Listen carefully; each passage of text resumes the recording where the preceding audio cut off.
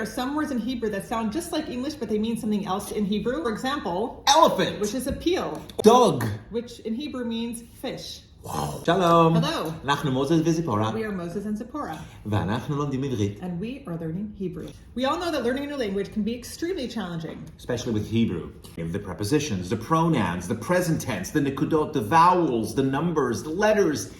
Oy, oy, oy. I'm excited to tell you that we have partnered up with Rosen School of Hebrew.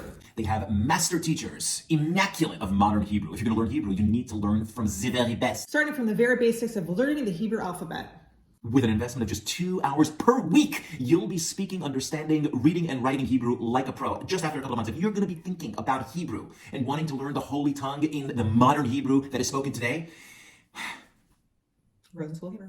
Everything is recorded, so if you miss a live class, you can always go back and catch up. live interaction with the teachers. Shalom. Bye. Lehitraot. They all mean bye.